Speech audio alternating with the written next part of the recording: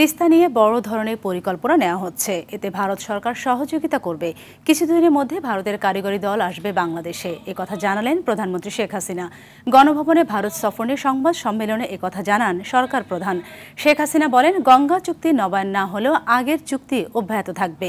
আর পশ্চিমবঙ্গের মুখ্যমন্ত্রী মমতা ব্যানার্জি কেন্দ্রীয় সরকারকে যে চিঠি দিয়েছে সেটা তাদের অভ্যন্তরীণ বিষয়। প্রধানমন্ত্রী জানান, সংক্ষিপ্ত সফর হলেও ভারত সফরে বাংলাদেশের অনেক অর্জন আছে।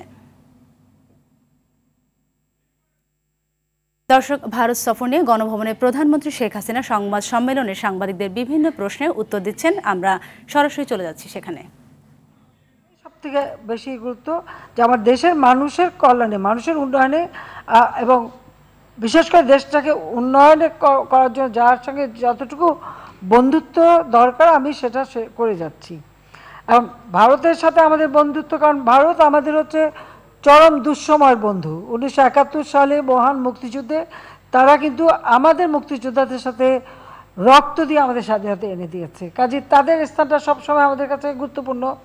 আবার চীনের যে উন্নয়নটা, চীন যেভাবে নিজেদেরকে উন্নত করেছে সেখান থেকে অনেক কিছু শেখার আছে। কাজে সেগুলি চিন্তা রেখেই কিন্তু আমরা সেই সম্পর্ক বজায় রেখে যাচ্ছি। এখানে আপনার মানে কেউ মনে করলো যে এদিকে ঝুঁকলাম না ওদিকে ঝুঁকলাম, এই ঝুঁকাঝুঁকির ব্যাপারে কিন্তু আমার নাই। আমি কিন্তু ওই যে সকলের সাথে বন্ধুত্ব, কারোর সাথে বন্ধুত্ব নয়। আমাকে অনেকে জিজ্ঞেস করে, এমনকি বিদেশিও অনেকে বলে যে আপনি কীভাবে ব্যালেন্স করেন। বলে ব্যালেন্স করার কথা না, কারণ তাদের দুই দেশের মধ্যে কি সম্পর্ক সেটা তাদের ব্যাপার। আমি সেখানে নাক গলাই না। আমি আমার সকলের সাথে বন্ধুত্ব রেখে আমার দেশের কল্যাণে, দেশের উন্নয়নে আমি কাজ করি এবং সেটা আমরা করে যাচ্ছি। কাজে এটা নিয়ে দুশ্চিন্তার কিছু নাই। আমি আপনাদের বলে দিচ্ছি, কোনো দুশ্চিন্তা নাই। ভারতের আমি গিয়েছি, সেখানে আমাদের সাথে এতগুলি প্রায় 10টার মতো এমইউ এবং সমঝোতা স্মারক এবং রিনিউ আমরা করলাম। তারপরে তিস্তা নিয়ে প্রস্তাব তো অনেক আসে।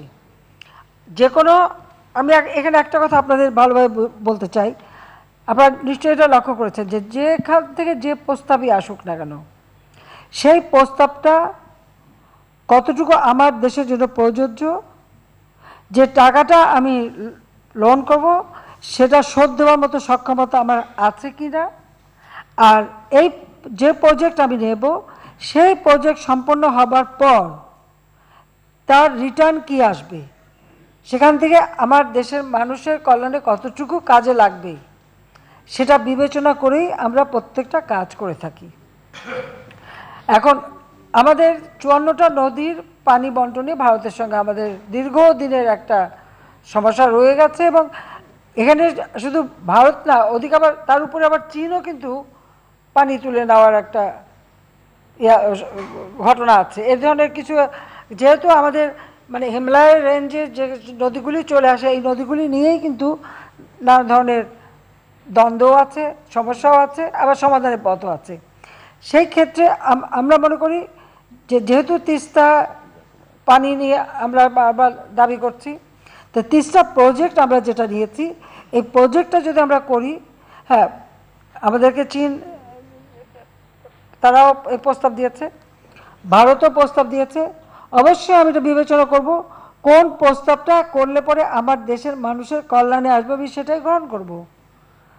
কোন প্রস্তাবটা নিলে আমার মানে লোন কতটুকু নিলাম, কতটুকু আমাকে শোধ দিতে হবে, দিতে কতটুকু পারবো, এসব কিছু বিবেচনা করেই তো আমাদের করতে হবে। সেক্ষেত্রে ভারত যখন বলেছে তারা করতে চায় এবং তারা টেকনিক্যাল গ্রুপ পাঠাবে, অবশ্যই তারা আসবে, আমরা যৌথভাবে সেটা দেখব।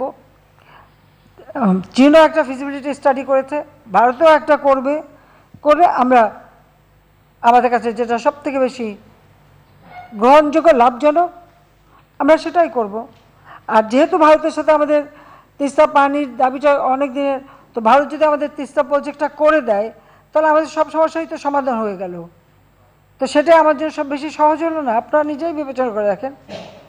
কাজে ভারত যখন এগিয়ে আসছে, আমরা এটাই মনে করি যে ভারতের সাথে যদি আমরা এই তিস্তা প্রজেক্টটা করি, সেটা আমার দেশের এই পানি নিয়ে আর প্রত্যেকদিন প্যাঁ করতে হবে না, আমরা সেই সুবিধাটা পাবো।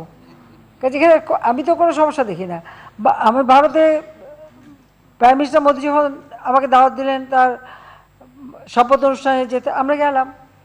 তারপরে তিনি রাষ্ট্রীয় সফরে দাওয়াত দিলেন, আমি রাষ্ট্রীয় সফরও করে আসলাম। চীন আমাকে দাওয়াত দিয়েছে, আমি চীনে যাব, আমি যাব না কেন? আমার বাংলাদেশ সভরেন দেশ, আমি সবার সাথে বন্ধুত্ব নিয়ে চলবো। কার কি ঝগড়া সেটা তাদের সাথে থাকে, আমার না।